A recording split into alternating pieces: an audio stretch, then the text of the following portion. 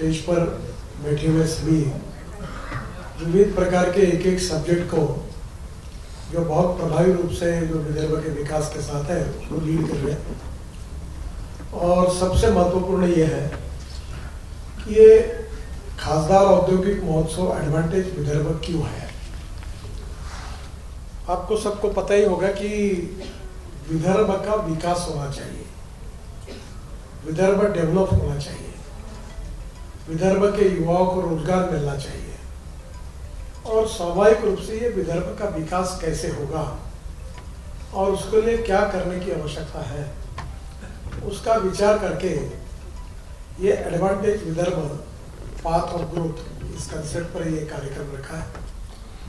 हमारे सभी जो सांसद हैं विदर्भ से, उनके सबके फोटो औद्योगिक महोत्सव के सामने लेटर पर रखे हैं, क्योंकि हम नागपुर में जब कार्यक्रम करते हैं तो मुझे बहुत लोग फिर ये बोलते हैं कि क्या हम विदर्भ में रहते हैं, आप हमारे नहीं है, हमारे तरफ ये कुछ नहीं करते, आप नागपुर के लिए क्यों करते हैं, तो उसका एक भाव होता है। तो इस बार मैंने कहा कि एडवांटेज विदर्भ हो और सभी सांसद जो हमारे हैं यहाँ के वो इसका नेतृत्व करें और उनके मार्गदर्शन में फिर हम इसको चलाएंगे।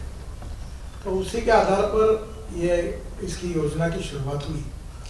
अब देखिए, एक इम्पोर्टेंट चीज है कि किसी भी राज्य की ग्रोथ कैसी होती है। पहली बात तो हम लोग ये गिनते हैं कि उसका जीडीपी ग्रोथ क्या है।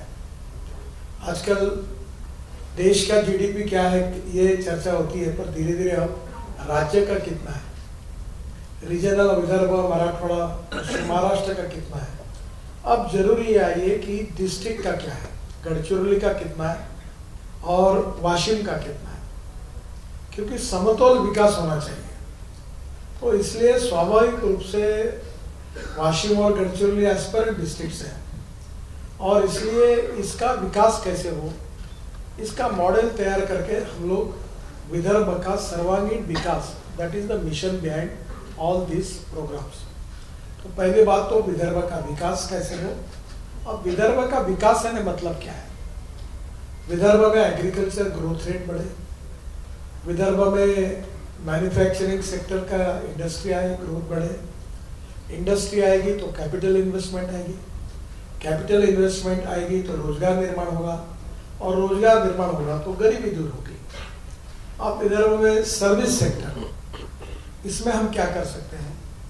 आपको पता होगा कि हमारे देश में 12% एग्रीकल्चर एंड अलाइड सेक्टर का इनकम है और हमारे देश की total 65% population agriculture, rural, tribal India उसके ऊपर डिपेंड होता है। हमारे देश में 22 से 24% मैन्युफैक्चरिंग सेक्टर है, जिसमें महाराष्ट्र में नासिक, बाद में पुणे और विशेषतः अब संभाजीनगर, औरंगाबाद, ये अभी काफी बड़े प्रमाण पर डेवलप हो गए हैं। पर उसी प्रकार से उन एरिया में उनके जो पैरेलल डिस्ट्रिक्ट्स हैं और विदर्भ और कोंकण जैसा क्षेत्र है उसमें उतनी कैपिटल इन्वेस्टमेंट नहीं है। तो स्वाभाविक रूप से सब जगह पर सर्वांगीण विकास करने के लिए उसकी स्ट्रेंथ क्या है, उसके वीकनेसेस क्या है, इसका अध्ययन करके पॉलिसी इंप्लीमेंटेशन और सपोर्ट, इसके लिए इसका आयोजन किया है। जैसे उदाहरण के लिए मैं आपको बताऊंगा ताड़ोबा। अब ताड़ोबा डेवलप हुआ तो उमरेड की तरफ लोग जाने लगे। अब उमरेड डेवलप हुआ तो लोग यहाँ से कान्हा जाते हैं। तो सही में कल मैं बैठा था, मेरे साथ फ्रांस का एक कपल बैठा था, मैं दिल्ली से आ रहा था, मेरे साथ आकर लोग फोटो निकाल रहे थे। तो वो महिला ने मुझे पूछा, who are you, why they are taking photograph with you. मैंने बोला वो I am a minister, so that is the reason they belongs to my constituency.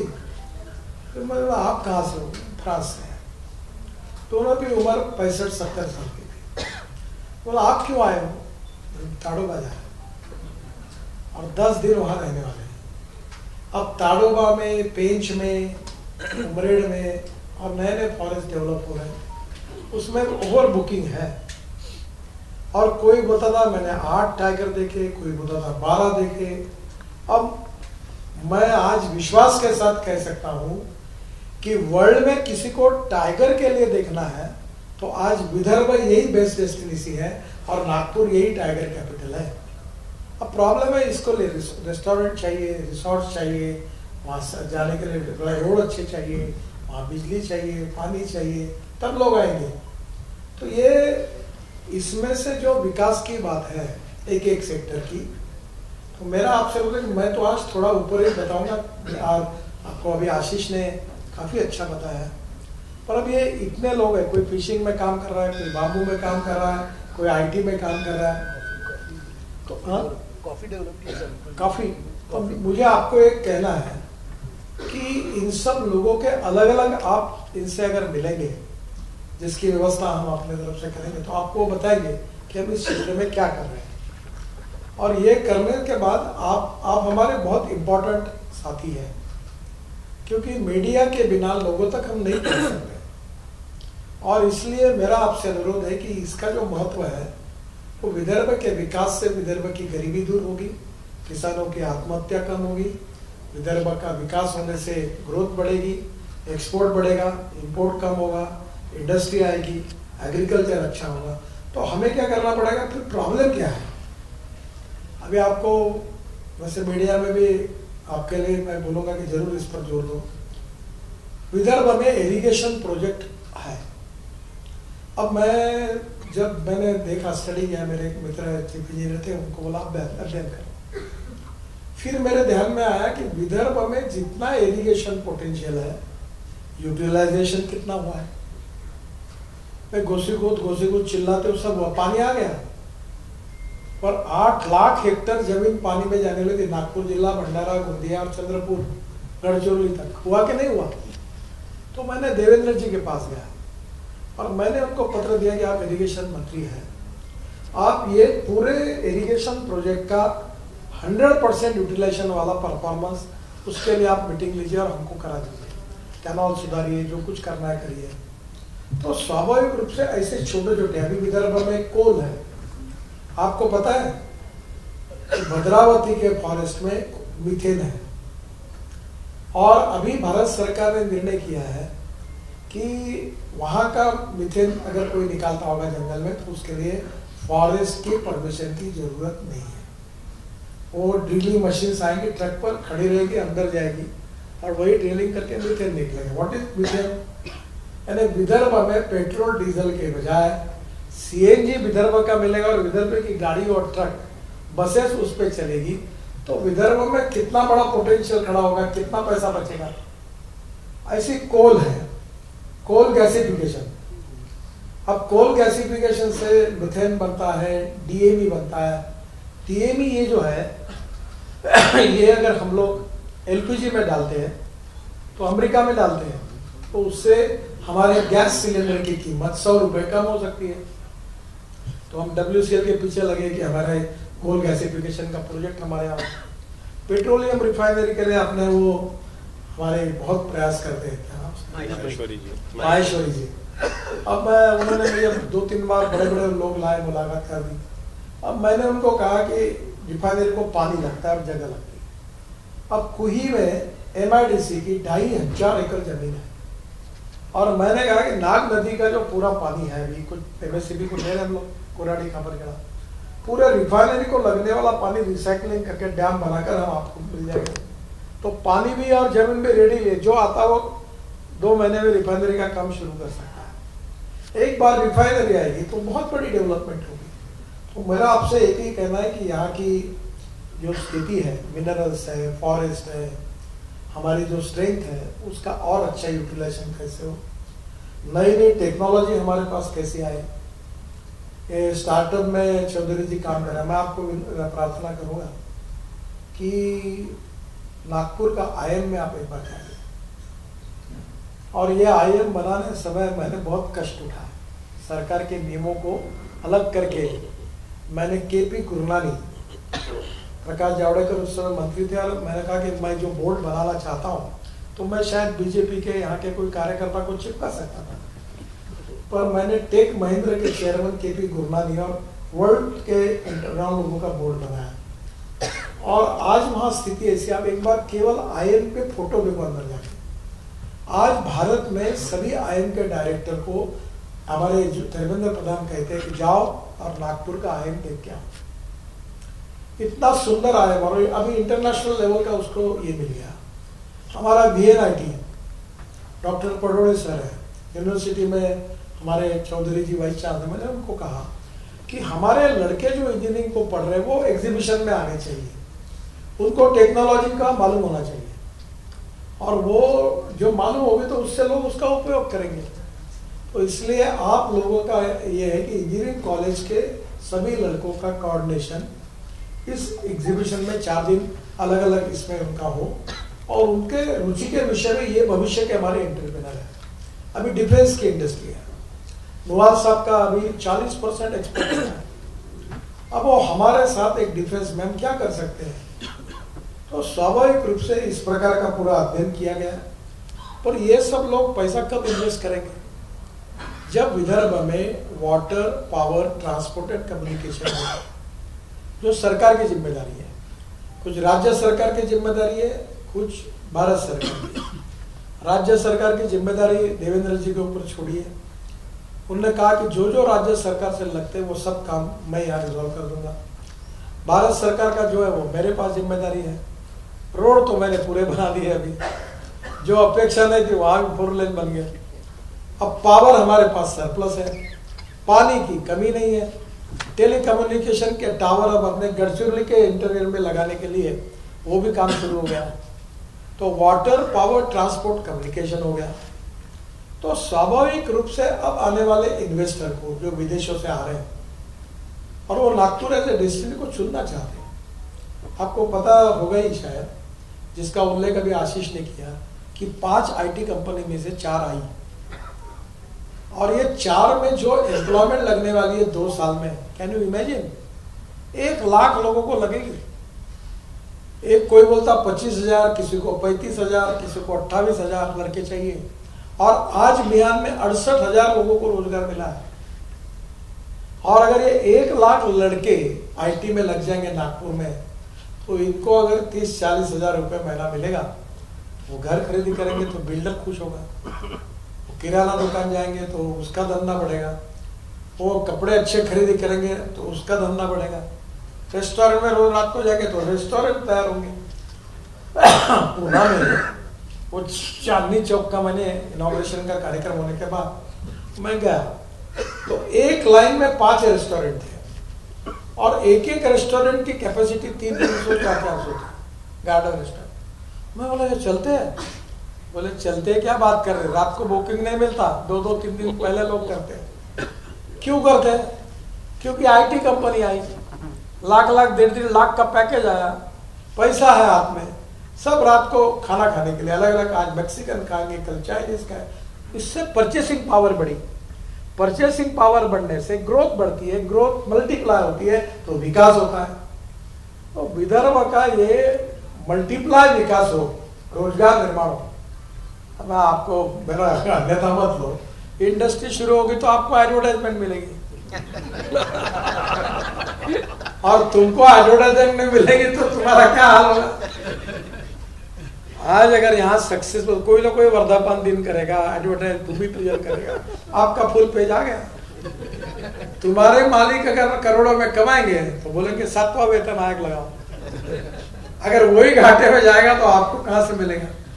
तो ये एक दूसरे का बेनिफिट एक दूसरे में है। तो ये मेन इस industrial expo and business investment conclave की कल्पना है। हमने जो इंफ्रास्ट्रक्चर डेवलप किया है उसमें सिंधी में हमने ड्राई पोर्ट बनाया, यानी आप सिंधी से डायरेक्ट वर्ल्ड में कहीं भी आप कंटेनर एक्सपोर्ट कर सकते हो। इसके इनॉग्रेशन कार्यक्रम में देवेंद्र जी और बाकी सब इसके उपस्थिति में हम पहली ट्रेन सिंधी से हम लोग उसकी पहले हरी झंडी दिखाकर उसकी शुरुआत कर रहे हैं। अब मैं आपको बताता हूँ विदर्भ में कपास के किसान दुखी क्यों है, क्योंकि भाव नहीं है।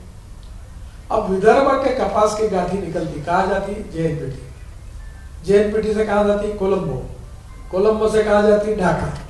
अब मैंने ये जो योजना तैयार की है कि हमारे सिंधी के पोर्ट से डायरेक्ट जाएगी हल्दिया कलकत्ता, और वहां बार्ज भी तैयार किया। बांग्लादेश के साथ मैंने काफ़ी मीटिंगें की, और वो बाद में वो कंटेनर डाल के डायरेक्ट बांग्लादेश जाएगा। तो एक कंटेनर के पीछे 1.5 लाख रुपए बचेंगे। अब यहाँ के महिंद्रा के ट्रैक्टर या ये अपने ये 400-450 कंटेनर ये अपना टेक्सटाइल भेजते हैं अपने जाम वाली फैक्ट्री वाले बांग्लादेश को। बांग्लादेश में रेडीमेड गारमेंट वर्ल्ड के सबसे ज़्यादा है, और हमारी कॉटन की सब प्रकार की रिक्वायरमेंट अगर बांग्लादेश इस रूट से जाएंगी तो लॉजिस्टिक कॉस्ट कम होगी, तो विदर्भ के किसानों को 400-500 रुपए क्विंटल ज़्यादा भाव मिलेगा। यही हमारे उद्देश्य है कि हमारा संतरा बाहर जाए। हमारे यहाँ फिशिंग में हम काम कर रहे हैं कि सॉल्ट वाटर जो है मूर्तिजापुर, अकोला, दरियापुर, बुलढाना जिला, अकोला जिले के बीच में, वहाँ फिशिंग पे राजस्थान में पूरा एक कॉन्स्टिट्यूंसी में 700 किलोमीटर लंबी और पूरा तालाब बना दिए खारे पानी के। और एक आंध्र का लड़का वहाँ आया था परसों, यहाँ 2,500 करोड़ का फिश वो एक्सपोर्ट करता है अमेरिका में। 2,500 खाऱ्या पाण्यातले झिंगे आणि गोड्या पाण्यातले झिंगे। आप में से बहुत लोग हो, गढ़चिरोली में कितना पोटेंशियल है। तो फिशिंग से लेकर हम अभी मदर डेयरी आ गई। मदर डेयरी 450 करोड़ इन्वेस्टमेंट कर रही। कल कंस्ट्रक्शन इक्विपमेंट की कंपनी उसके अमेरिका में ये मेरे पास आए थे, क्या नाम? जॉय कोमट। जॉय कोमट नहीं, कंपनी का नाम क्या? जॉय कोमट। जॉय कोमट अमेरिकन कंपनी है। वो यहाँ असेंबलिंग शुरू कर है। महिंद्रा के ट्रैक्टर का यहाँ है। तो मेरा आपसे अनुरोध है कि ये एक्सपो बहुत बड़ा है। अब इसमें एमएसएमई की स्कीम्स है, विश्वकर्मा, उसमें 15-20 है। पार्लेवाल जी का इंटरव्यू तो आपको यहाँ से 1-1.5 लाख लोगों को तुरंत सरकार से मदद मिल सकती है। हमारे यहाँ स्टार्टअप, चौधरी जी इसी के साथ आप बात करिए तो कितने विदर्भ में स्टार्टअप है, उसका पोटेंशियल क्या है, आईटी इंडस्ट्री का क्या, आपको सबको पता चल जाए। ऐसे हर चीज के एक्सपर्ट बैठे हैं। और हमने, मुझे याद है मैं जब बचपन में स्कूल में था, आप में से कुछ को याद होगा कि नहीं मालूम नहीं, कस्तूरचंद पार्क पर एक बहुत बड़ा इंडस्ट्रियल एग्जीबिशन हुआ था स्वातंत्र के 25 साल पूरे होने के उपलक्ष्य में। उसके अध्यक्ष थे हरगोविंद बजाज और उसके जनरल सेक्रेटरी थे हंसराज गजबी है। और मुझे ये आज 50 साल पहले की घटना है। तो मैं एक स्कूल का विद्यार्थी था, तो मैं वहाँ जाता था। तो वो एग्जीबिशन में एक ऐसी डांस करने के लिए एक महिला को बुलाया था। तो आज मुझे वो महिला अभी मिली, तब वो मुझे उस समय याद था नाम उसका नाम था उर्मिला मातोड़कर। वो कोई पूछती नहीं थी, वो कोने में बैठी थी। उसका एक कार्यक्रम था, 40-50 लोग बैठे, मैं दिन भर प्रदर्शन में रहता था। तो मुझे एक क्यूरियोसिटी थी, और उसके कार्यक्रम में 50 लोग, और वो पूरा प्रदर्शन हमको एक नई दिशा दे गया कि इंडस्ट्रियल प्रगति क्या होती है। फिर उसके बाद ये 50 सालों में वीआई में, वेद में, हमारे चेंबर ऑफ कॉमर्स में, हमारे अलग अलग प्रकार के एसोसिएशन में उन्होंने अपने अपने ऊपर काम किया, पर उनका कॉन्सेंट्रेशन स्वाभाविक था। किराना एसोसिएशन बोलती थी कि एनबीटी रद्द करो, जीएसटी का एक प्रॉब्लम यह है। फिर इंडस्ट्रीज वाले बोलते थे इंसेंटिव बढ़ाओ। तो स्वाभाविक रूप से उस परिस्थिति के उनके जो प्रॉब्लम्स है उस पर चर्चा कर अपना विषय रखते थे। हमारा विषय थोड़ा सा अलग है, उनको इन्वॉल्व करके, कि हमारा विषय है कि विदर्भ में उद्योग कैसे बढ़े। आनंद राठी शेयर मार्केट में बहुत बड़ा इनका ये है। विनी कोला, माइकल लोहनेट, छुड गोंगॉन, डेलिया जेंसन, अपूर्वा शर्मा, राकेश रंजन, मोटिजो डिवॉक, विजय कुमार सारस्वत, नीति आयोग के, जो मिथेनॉल पे काम करते हैं। तो मेरा आपसे यही कहना है कि कोल इंडिया चेयरमैन आ रहे हैं, और मैग्नीज ऑफ इंडिया, WCL, इनको सबको इन्वॉल्व किया है। हमारे अलग अलग प्रकार के एसोसिएशन को किया। जैसे मैंने कहा बुल्ढाना, अकोला, वाशिम, यवतमाल, इनके कोने कोने तक सबको बुलाओ और एग्जीबिशन करें। आपको विदर्भ में हमें अभिमान हो, ऐसे बहुत लोग हैं। अब नवाल जी अपना पूरा वर्ल्ड में 40 देशों में एक्सपोर्ट करते हैं। हमारा वैद्यनाथ का, आयुर्वेद का, अमेरिका से लेकर सब देशों में हमारे यहाँ से मेडिसिन जाते हैं। काफ़ी बड़ा आयुर्वेद का एक्सपोर्ट है। हमारे रेडीमेड गारमेंट में कितने बड़ा बड़ा काम कर रहे हैं सब लोग। आज रेडीमेड गारमेंट में हमारे यहाँ काफ़ी अच्छा काम रहा है, बड़े बड़े ब्रांड यहाँ तैयार हो रहे हैं। तो मैंने इनको कहा कि जो हमारा काम कर रहे हैं अच्छा, ये success story, these are the heroes of Vidarbha, let them know to people कि भाई ये है, देखो इन्होंने किया, नहीं तो ये डूब गया, उसका ऐसा हो गया, उसको तो ढकाना हो गया, साले निगेटिव बातें होती है। लेट अस थिंक पॉजिटिव, और ये सक्सेस स्टोरी बन सकती तो हमारी क्यों नहीं बन सकती? प्रॉब्लम सब जगह पर है। तो हम एक कॉपी टेबल बुक निकाल रहे, विजय जी बहुत अच्छा तैयार कर रहे हैं। फिर उसके साथ हमने कॉपी टेबल बुक में ये 40 सक्सेस स्टोरी विदर्भ की है, वो लिखी है, लोगों के पास जा रहे हैं। और मुझे ऐसा लगता है कि ये जो एग्जीबिशन में स्टॉल है, ये ज़्यादातर विदर्भ के स्टॉल हमने रखे हैं, ताकि विदर्भ के लोगों को भी ये पता चले, और जो विदेशों से बाहर से लोग आएंगे उनको पता चलेगा। अब मैं भी अपना कुछ धंधे करते रहता हूँ, हमारा स्टॉल है, और वो स्टॉल तुम सुनकर हैरान हो जाओगे, उसमें एक मशीन है। क्या है? कार्बन डाइऑक्साइड से इथेनॉल बनाने का, सक्सेसफुल। एक चेन्नई के साइंटिस्ट थे, 3 साल से हम काम कर रहे थे, मैंने कहा उसका मशीन लगाओ और कार्बन डाइऑक्साइड डालो सिलेंडर। सब carbon dioxide is a problem, ये कोराडी खापरगड़ा सब पूरे दुनिया का प्रॉब्लम, यानी कार्बन डाइऑक्साइड, प्रदूषण की समस्या, कार्बन डाइऑक्साइड, वो फुकट में मिलता है, और उसको तैयार करके उससे इथेनॉल बनाना तो कितना अच्छा होगा। अब मैंने कहा वो लेबोरेटरी चेन्नई की है, मैंने बोला इससे कार्बन डाइऑक्साइड, तो कोराडी खापरगड़ा में वो बिजली के पैसे तो कुछ नहीं, कार्बन डाइऑक्साइड के वैल्यू एडिशन से करोड़ों हजारों करोड़ों मिलेंगे। तो मेरा आपसे यही सुझाव है कि ऐसे अनेक लोगों के पास बहुत सी बातें हैं, और मैंने अभी तय किया है कि मैं हर आदमी अपना डमरू बजाता है, तो मैं भी अपना बजाऊंगा।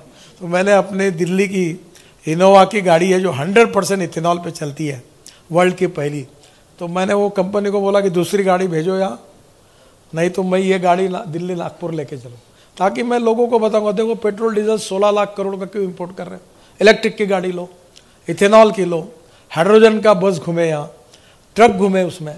तो नए टेक्नोलॉजी इनोवेशन को विदर्भ के कोने कोने तक पहुंचाना, एंटरप्रेन्योरशिप का विकास करना, नए डेवलपमेंट की जितनी बातें हो रही उसकी जानकारी लोगों को देना, और जो एकदम इसमें डिटेल में काम करना चाहते हैं उनके लिए सेमिनार और वर्कशॉप आयोजित करना।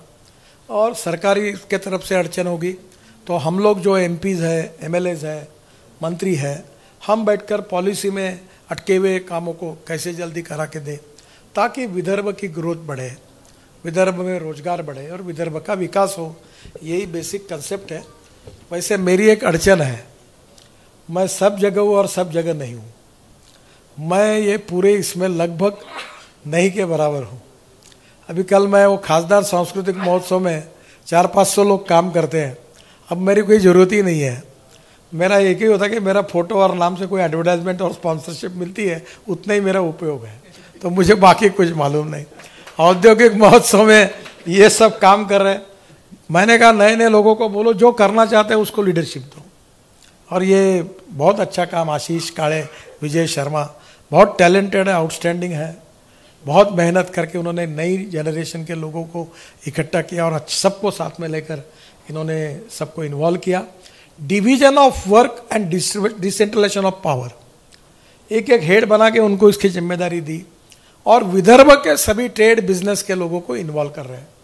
तो मेरा आपसे अनुरोध यही है कि आप इन लोगों के पीछे खड़े नहीं रहेंगे तो कौन रहेगा। हमारे फोटो मत छपवाना, हमारे इंटरव्यू नहीं छापे तो चलेगा, पर ये जो इवेंट हो रही जो विदर्भ के ऑल स्टेक होल्डर्स के लिए बेनिफिशियल है, उसको अगर टीवी वाले हैं तो उनके चैनल पर वो लगातार उसका हमारे कार्यक्रमों का अगर प्रक्षेपण करेंगे तो लोगों के पास पहुंचेगी, और अखबार वाले होंगे तो वो उसके ऊपर रोज। एक्सपो में एक नेटवर्किंग सेंटर बनाया, वहाँ पर ये लोग डायरेक्ट इंटरेक्ट भी कर सकते। एक जैसे प्रिंट मीडिया में है वो रोज मुलाकातें, जानकारियाँ, टेक्नोलॉजी, तो ये बताएंगे। हमने वहाँ एक सेंटर बनाया, मीडिया सेंटर, उसमें सब प्रकार की फैसिलिटी दी है। आप वहाँ जाके कॉपीज निकालना, ये करना, बैठ सकते हैं। मेरा अनुरोध है कि आपके मैनेजमेंट को कहिए कि पूरी तरह इस एग्जीबिशन के लिए आपके प्रतिनिधि को विशेष रूप से रखिए, चाय पानी नाश्ता सब व्यवस्था हम करेंगे आपकी, बाहर जाने की ज़रूरत नहीं। वैसे मैं वहाँ जाता हूँ, वहाँ भोजन और नाश्ता अच्छा ही रहता है उसकी आप चिंता मत करिए। दूसरी बात, यूनिवर्सिटी, इंजीनियरिंग कॉलेजेस, IIM और इंडस्ट्री इसका टाई अप कर रहे हैं। आपको पता है हमारे यहाँ वो, आप सक्सेस स्टोरी है छापो, आप उसको उनकी मुलाकात लो। ये उमरेड रोड पर लेफ्ट हैंड पर एक इंजीनियरिंग कॉलेज है, क्या है ना आपला, सूर्योदय, वो जो चापले, वो पहले प्लॉट बेचते थे, अब इंजीनियरिंग कॉलेज खोला। उनकी बहू भी बहुत होशियार है, और इंजीनियरिंग कॉलेज का टाइप मैंने कर दिया डोसाल्ट के साथ। अब उनके इसमें रोबोट है कॉलेज के अंदर, और वो लड़कों को ट्रेन करके एविएशन इंडस्ट्री में हेलीकॉप्टर और हवाई जहाज बनाने वालों को टेक्नोलॉजी के साथ लड़के ट्रेन करके, कुही मांडल और इधर के लड़के ट्रेन करके उधर रोजगार दे रहे। ये इतना अच्छा इंजीनियरिंग कॉलेज है, मैं 2-3 बार जाके आया हूँ। तो इस बार हमने इंजीनियरिंग कॉलेज और हमारी LIT, फिर VNIT और नागपुर यूनिवर्सिटी के VC जो है उनके नेतृत्व में हमने इंडस्ट्रियों और एकेडमिक जो लोग हैं उनका कोऑर्डिनेशन कैसे हो उनको किया है। अभी मेरे पास एक 10 दिन पहले मुझे मिलने के लिए एक बहुत अमेरिकन में बहुत बड़े साइंटिस्ट हैं, उनका नाम है सप्रे, और वो रिलायंस रिसर्च इसके चेयरमैन है। अब उन्होंने कहा कि मैं स्पेशल मुझे आए, शशांक मनोहर जी के उनके संबंध थे। शशांक ने मुझे कहा कि आपको मिलना चाहते हैं, स्पेशल आएंगे तो आप समय देंगे उनको, तो मैं देता हूँ, बुलाइए। उन्होंने कहा कि मैं अब 65-70 साल का हो गया हूँ, अब मुझे पैसा नहीं कमाना है मैं अमेरिका में उन्होंने 7-8 बड़े बड़े कंपनी सबका वाइस प्रेसिडेंट इधर काम किया, अब रिलायंस का चेयरमैन हूँ मैं, रिसर्च का, भविष्य का। अब मुझे ना देश के लिए काम करना, और मैं इसलिए आपके पास आया, मेरे पास सब टेक्नोलॉजी है। तो वो आए, तो ऐसे लोग जो है जिनके पास वर्ल्ड का एक्सपोजर है, अमेरिका में जिन्होंने अनेक रिसर्च, उनके 70 पेटेंट थे। अब ऐसे लोग हमारे यहाँ आकर अगर हमारे लोगों को जानकारी देंगे, टेक्नोलॉजी देंगे, तो कितना बड़ा काम होगा। यही coordination, cooperation and communication between the stakeholders, यही प्रयास है। आप सब लोग आयोजक हैं, और आपकी पूरी ताकत और शक्ति लगाकर, क्योंकि मुझे पता है कि आप सबके मन में विदर्भ के विकास की एक अच्छी ज्योत काफ़ी प्रज्वलित है और कुछ करना चाहते हैं आप लोग, तो इस बहाने इस प्रक्रिया को और मल्टीप्लाई करने के लिए आप इसको सहयोग करिए।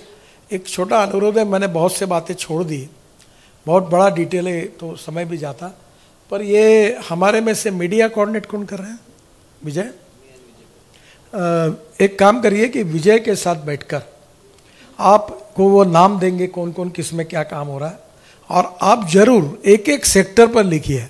क्या है, गोपाल काला होता है तो इफेक्ट नहीं होता, बाम्बू तो बाम्बू लिखिए, कोल पे करना है तो कोल पे ही पूरा लिखो, मैग्नीज तो मैग्नीज पर करिए, फॉरेस्ट टूरिज्म तो टूरिज्म पे करिए, फिश तो फिश पर ही करिए। अभी फिश में वेटरनरी यूनिवर्सिटी को भी हमने इन्वॉल्व किया है। तो मेरा आपसे अनुरोध है कि एक एक को फोकस करके आप आने वाले समय में रोज इसकी जानकारी लोगों तक पहुंचाकर, जो हमारे एंटरप्रेन्योर्स हैं वो आए, और विशेष रूप से जो अभी हमारी जो विश्वकर्मा योजना है, लाखों लोगों को लोन मिल रहा है। अभी मैं बैंकों की मीटिंग ली, अभी फुटपाथ पर सबको लोन, कितने लोगों को लोन मिल रहा है, ये पाव भाजी और ये बनाने वाले, और उनका NPA नहीं है, सब ईमानदारी से पैसे भर रहे हैं, 1% का भी NPA नहीं है। उल्टा उनको 15,000 अगर बराबर वापस किया तो 50,000 मिलता है, 50,000 वापस किया तो ₹1,00,000 मिलता है। सब लोग ईमानदारी से काम कर रहे हैं। तो मेरा आपसे अनुरोध है कि ये पूरे मिशन में आपका सहयोग चाहिए। इसको आप आपकी TV, print media, electronic media, social media, तीनों माध्यम से इसको आप पूरा समर्थन दीजिए और मदद करिए, यही आपसे अनुरोध। और ये एक प्रकार से विदर्भ आत्मनिर्भर बनेगा तो देश आत्मनिर्भर। विदर्भ, देखो विदर्भ का विकास यानी क्या, और विकास कैसा होगा यानी क्या, और होने के लिए क्या करना, वही सब बातों का जवाब ये पूरे कार्यक्रम के पीछे है। इसको आप सहयोग करिए, यही प्रार्थना है। आप सवाल पूछना है तो पूछिए। हाँ, केवळ पत्रकार लोक सवाल पूछे बरं। एक प्रश्न होता माझा। आप पत्रकार आहे? हो, सकाळला आहे मी, हाँ, राजेश बोला, रामपूरकर। बोला। ऑरेंज सिटी ज्वेलर क्लस्टर आपण मिहानमध्ये उभं करण्याचं 6 महिन्यापूर्वी जाहीर केलं होतं, पण अद्यापही आपण सगळ्यांना बोलवतो, पण आपले लोकलच लोक आहेत, त्यांना आपण जागा देण्याचा हा प्रश्न आहे सोपा। 6 महिन्यापूर्वीचा हा विषय आहे, त्यांना नाही, जागा मिळत नाही हा विषय आहे। नाही नाही, त्यांना जागा, रेट आणि याच्यात थोडा हे आहे। यावेळी आपण जेव्हा देवेंद्रजी राहतील त्यावेळी मिहानचा निर्णय करू। मला माहिती आहे विषय, रोकडेजी त्याच्याकरता प्रयत्न करत आहेत आणि आय बसल्या इथे, आणि तुम्ही याच्यावर रोकडेजींची एकदा चांगली मुलाखत घ्या। या जयमान ज्वेलरीवर त्यांनी पुष्कळ काम पुढे केलेलं आहे आणि तुम्हाला सगळी माहिती मिळेल। हे होईल सगळं, पण हे इतकं सोपी नाही आहे की एका झटक्यात झालं सगळं आलं। याच्यात अनेक गोष्टी इन्वॉल्ड आहे, त्या लवकरात लवकर व्हाव्या ही तुमची अपेक्षा बरोबर आहे। आम्ही सगळे मिळून ते करू, आपण होईल ते।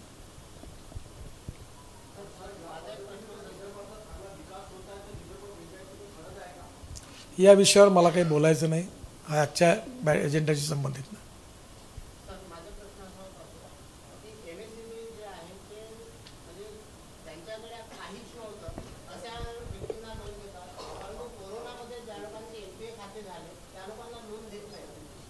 नाही, असं नाही आहे, त्या उलट त्यांना डिफर हे मिळालं आहे, 1-1 वर्ष 2-2 वर्षाचे। तुम्ही असे स्पेसिफिक केसेस असतील तर पार्लेवार साहेब तिथे आहेत।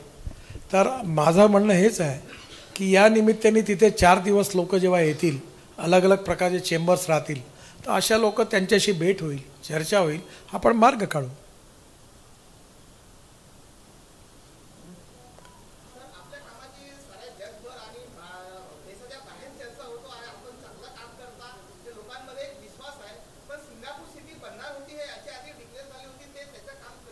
कोणतं सिंगापूर? तुम्हाला मेट्रो नाही दिसले? तुम्हाला फाउंटेन नाही दिसला? तुम्हाला प्रधानमंत्री रोड दिसला नाही? हेच आहे सिंगापूर म्हणजे, तिथलं सिंगापूर काढून इथं आणा असं थोडी आहे। मेट्रो खाली रस्ता, वरती पूल, त्याच्यावरती मेट्रो, हे सिंगापूरमध्ये नाही, ते इथे आहे। हां, आता रिंग रोडचं उद्घाटन आहे परवा। Thank you thank you. MIDCच्या जमिनी ज्या आहेत त्या खूप म्हणजे आजारी उद्योग आहे, खूप सारे, म्हणजे हिंगण्यामध्ये सुद्धा अनेक आजारी उद्योग आहे, बुटीबुरीमध्ये आहे, उमरेडमध्ये आहे, आणि काही उद्योजक हे सीमेवरती मध्य प्रदेशमध्ये चालले आहेत। MIDC अधिकारी काही ऐकत नाही असं उद्योजकांचं म्हणणं आहे, पत्रकारांशी नेहमी चर्चा होते। त्यामुळे तुम्ही काही इनिशिएटिव्ह घ्यायला पाहिजे आणि जमिनी परत घेतल्या पाहिजे ज्या आजारी उद्योग आहेत, आणि त्या नागपूरच्या उद्योजकांना द्यायला पाहिजे। या संदर्भात काही आहे का? MIDCच्या संदर्भात ज्या लोकांच्या तक्रारी असतील त्या सगळ्या एकत्रित करूया। तुम्ही अजून एक चांगलं काम करा, उदय सामंत इथे येणार आहेत। आपण MIDCच्या संदर्भात काही आजकाल NMRDचे प्रॉब्लेम्स आहेत खूप, विशेषतः काल मी रामटेकला गेलो होतो आपल्या राईस क्लस्टरमध्ये। या ठिकठिकाणी नागपूर जिल्ह्यात NMRDचे प्रॉब्लेम आहेत। तर आता आशिषला मी विनंती करीन की तुम्ही ज्या ज्या संस्थांचे विषयाचे प्रॉब्लेम्स आहेत त्याची जबाबदारी 2-3 प्रमुख लोकांवर द्या। त्यांच्या सगळ्यांच्या ॲप्लिकेशन आपण रिसीव करू आणि जेव्हा उदय सामंत येतील तेव्हा MIDC बरोबर त्यांची चर्चा करून आणू। हां, MIDCचे CO चांगले आहेत। मी तुम्हाला एक सांगतो, हर्षवर्धन गजबी आहे ना, कांबळे, हर्षदीप कांबळे, तर तुम्हाला सांगतो ते नागपूरकरता भयंकर पॉझिटिव्ह आणि चांगलं आहे।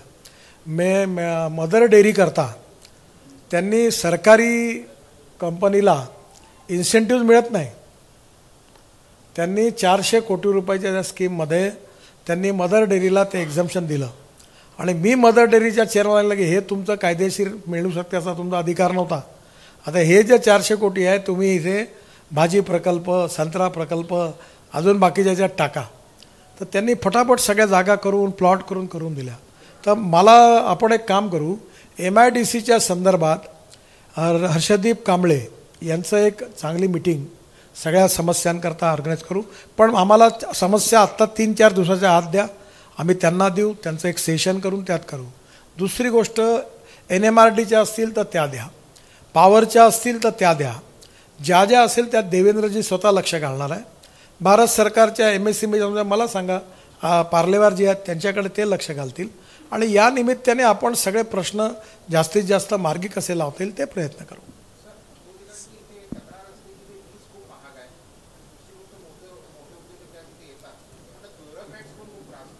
पहिली गोष्ट अशी आहे की काही प्रश्न हे युनिव्हर्सल आहेत. म्हणजे मी जेव्हा विद्यार्थी होतो तेव्हाही हा प्रश्न विचारायचे लोक आताही विचारतात आणि हे चालत राहणार. हां ते स्वस्त नाही होत. सर तुम्ही ज्या दिवशी ऊर्जा मंत्री व्हाल त्या दिवशी तुम्ही महिन्याचे पगार कसे द्यायची पोझिशन हा अर्थात महाराष्ट्र सरकारमध्ये देवेंद्रजींनी मध्ये काही इन्सेंटिव्ह दिले होते. आपण त्यांच्यासमोर विषय मांडू. शेवटी प्रत्येक गोष्टीचे समस्या आहेत आणि आपण एवढे इन्सेंटिव्ह देऊ शकत नाही. पण तरी पण या संदर्भात जे काय असेल त्यात आपल्याला काही करता येईल का आपण प्रयत्न करू. सर इकडे समोर सर. हां पत्रकार आवाज इंडिया TV हितेश गजबी आहे. सर आपण आता जो औद्योगिककरण करत आहात तो महाराष्ट्रासाठी खूप चांगली गोष्ट आहे आणि त्यामध्ये टेक्निकल एज्युकेशन जे घेतात जे इंजिनिअरिंग आणि मेडिकल फील्डचे जे विद्यार्थी आहेत त्यांना तर सर तिथं जॉब सहसा उपलब्ध होऊन जातो. परंतु ते जे प्लेन ग्रॅज्युएशन करतात BA किंवा MA अशा विद्यार्थ्यांना तिथे संधी मिळेल का? त्यांच्यासाठी रोजगाराची सोय होईल का? स्किल डेव्हलपमेंटचं डिपार्टमेंट आहे. आपण अनेक महिलांना मी स्वतः 3 आता प्रोजेक्ट उभे करतो आहे की चिंध्या गोळा करून त्याच्यातून कार्पेट तयार करतो. एक चालू आहे पाचगावला. 1200 महिला ट्रेन झाल्या. असे स्किल डेव्हलपमेंटचे छोटे छोटे अनेक कार्यक्रम चालू आहेत. आता आपल्याकडे शेफचं शॉर्टेज आहे, वेटरचं शॉर्टेज आहे. मी कालच एका ठिकाणी गेलो होतो जेवायला तर मी त्यांना म्हटलं तुम्ही शेफ ट्रेनिंग इन्स्टिट्यूट काढा चांगल्या रेस्टॉरंटमध्ये आणि त्यांना ट्रेन करा. आता रेडीमेड गार्मेंट्स आहे, किशोर वगैरे आहे, यांच्याकडे इतकं सुंदर कपडे तयार होतात. त्यांच्याकडे तुम्ही जर ट्रेनिंग म्हणून शिकवण्याकरता काही लोक गेले तर तसे लोक अनेक लोकांना संधी देतात. एक टेक्नॉलॉजी सेंटर मी आणलं आहे. मग मी मंत्री असताना MSCचा पार्लेवारांनी त्यात मेहनत केली. बुटीबुरीला 200 कोटी रुपयाचं स्किल डेव्हलपमेंट सेंटर. 15,000 मुलांना तिथे ट्रेनिंग देणार आहे दरवर्षी. सर नागपूर युनिव्हर्सिटीमध्ये VC साहेब आहे. त्यांचे तुम्ही हे करा की जे नॉन इंजिनिअरिंग ग्रॅज्युएट्स आहेत त्यांच्याकरता आपण कशा प्रकारचे कोर्सेस मार्केटिंग असतील बाकीचे असतील याच्यात विद्यापीठा स्तरावर विचार करू. आपण त्याचा विचार करूया. सर माझा एक प्रश्न आहे. तुम्ही म्हणाले की मिहानमध्ये आता सुद्धा 1 लाख रोजगार आम्ही उपलब्ध करून देणार. परंतु आता अशी परिस्थिती आहे की तुम्ही या अगोदरही म्हणालेले होते की 50,000 रोजगार आम्ही देणार. परंतु आजही मिहानमध्ये ज्याप्रमाणे रोजगार मिळणार होते तरुणांना ते रोजगार मिळालेले नाही. आणि जर तुम्ही रोजगार दिले असेल तर ते लिस्ट तुम्ही जाहीर करायला हवी. तुम्ही एक काम करा. ही प्रेस कॉन्फरन्स संपली की माझ्या ऑफिसमध्ये मंडलेकरांना भेटून घ्या आणि 68 ते 1000 लोकांची नावासहित लिस्ट आहे तुम्ही ती घेऊन जा. आणि या येणाऱ्या काळात जे एक्सपान्शन आहे या 4 IT कंपनीचं त्यापैकी टेक महिंद्रा मी घेतलंच नाही आणि त्या सगळ्यांनी जे दिलेलं आता हे जास्त चांगलं तुम्हाला यांची मुलाखत घ्या आणि तुम्हाला लक्षात येईल की किती मोठ्या प्रमाणावर एक्सपान्शन होऊन राहिलेलं आहे. आणि मिहानमध्ये येण्या काळात खूप मोठ्या प्रमाणावर नोकऱ्या आहेत. आता प्रफुल्ल पटेलच्या मुलांनी इथे MRO टाकला. त्यांच्या 38 एकर जागेत 10 एकरात टाकला. 3 हँगर आहेत. आता इंडिगोच्या जवळपास सगळे फ्लाईट इथे यायला लागले. आता त्यांची कॅपॅसिटी महिन्याचे 100 विमानं ते करणार आहेत. त्यांची कंपनी मुंबईला दिल्लीला सगळे विमानं रिपेअर करते. मग त्यांचा आता ही इथे महत्त्वाची गोष्ट आहे की नागपुरात 2 ॲव्हिएशन इंजिनिअरिंग कॉलेज आहेत. चतुर्वेदींचं आहे अजून एक आहे. त्या दोघांचं आता त्यांच्याशी कोऑर्डिनेशन करून दिलं तर त्यांना लागणारी सगळी मुलं आपल्याला इथून मिळतील. तर हे भारतात नाही आहे, जगातलं मोठं आपल्या इथे आहे. आपल्या इथे बोईंगनी त्या दिवशी कार्यक्रम झाला. बोईंगने आपल्याकडे एअर इंडियाला स्पेशल MRO टाकून दिला आहे. तर मला आपल्याला एवढं सांगा आता अडचणी येतातच पुष्कळशा आहेत त्या आपण सोडवतो आणि पुढे जातो. त्यामुळे या सगळ्यातून रोज आता या सगळ्यातून वेगवेगळ्या फील्डमधल्या लोकांना नक्की रोजगार मिळेल. सर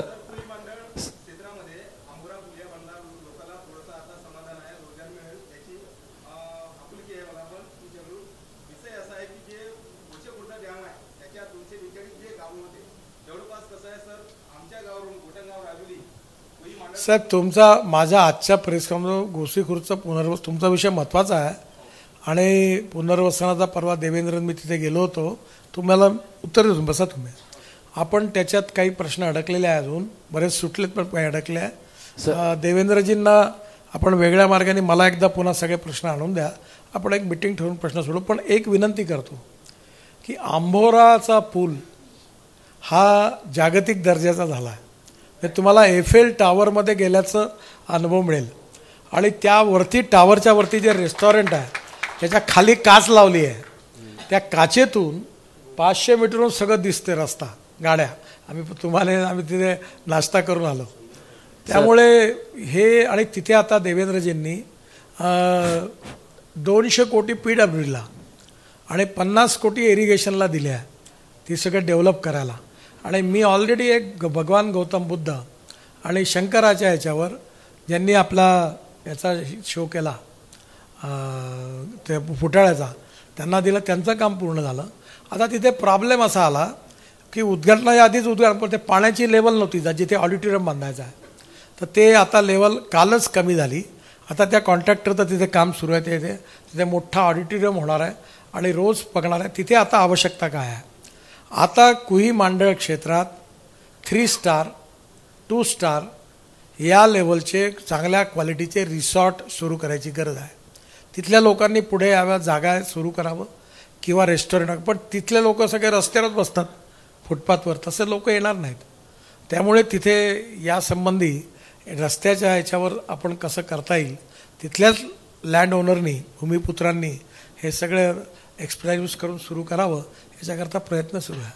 तिथे एक 2 पहाड आहेत, तर 2 पहाडाला एका पहाडावर वरती जायचं आणि त्या पहाडावरून ते बांधायचं आणि तिथून झुईक करून 700 किलोमीटर असं वरच्यावर खूप उंचावून आकाशातून इकडनं ते येतं. तो एक प्रोजेक्ट मी पण काढतो आहे, म्हणजे मी नाही करत आहे, एक त्याचा माणूस शोधतो आहे आणि त्यातून ते टुरिझम आपलं खूप डेव्हलप होईल. भंडाऱ्याचं बॅकवॉटर आहे तिथे. मी आत्ता दोन्ही कलेक्टरला विनंती केली की हॅवरक्राफ्ट येईल, ते पाण्याच्या वरतून चालेल आणि त्या हॅवरक्राफ्टवरून भंडाऱ्यातून लोक इथे आपल्या इथे येतील, आंबोऱ्याला इथे जेवतील वगैरे आणि मग पुढे तिकडे गोसीखुर्दमध्ये आतमध्ये जातील. रात्री डिनर होईल आणि प्रत्येक प्रकारचा डिनर वेगवेगळ्या नावेत होईल. ते नाववाले आणले होते कोचीनवरून, त्यांनी परवा ते दाखवले. परवा इथे या उमरेडच्या ह्याच्यात एक पितळे नावाचा आहे, त्याचं रिसॉर्ट आहे, त्याला म्हटलं तू टाक, तर त्यांनी ज्याला मी कोचीनला तो घेऊन त्याला तिथे गेला होता.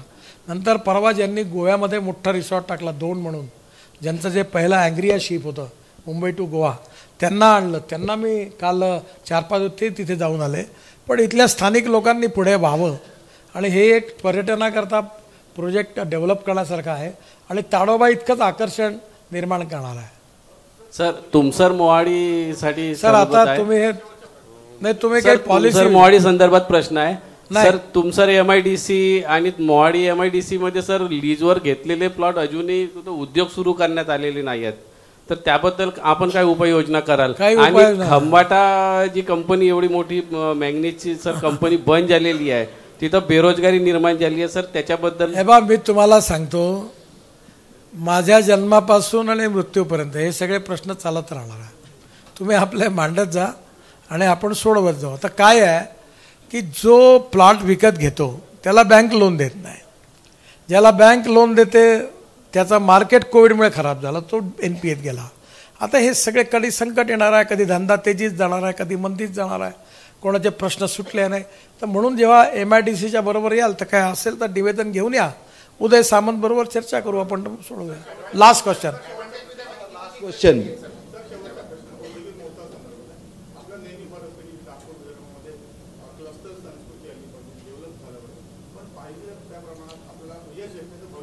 तुम्ही 2 कामं करा, एक राईस क्लस्टर जे आहे रामटेकचं ते, आणि दुसरं हे ऑरेंज सिटी आणि हे आपले पुन्हा आपले हे आहेत ना दालवाले, हे बस आप खडे राहा 1 मिनिट.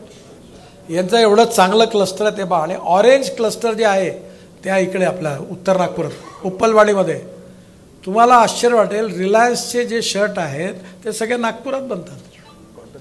कॉटन किंग रिलायन्सचे आपल्याकडे बनतात आणि त्या रेमंडचे. किती मोठा ऑरेंज क्लस्टर चांगला आहे.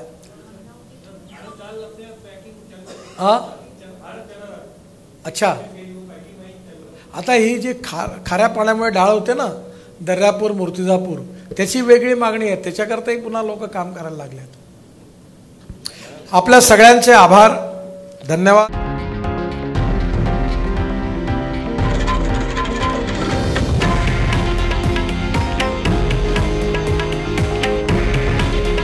हे आहे देशातील नंबर 1 न्यूज नेटवर्क आणि आपण पाहत आहात TV9 मराठी. काळजी तुमची, हित महाराष्ट्राचं.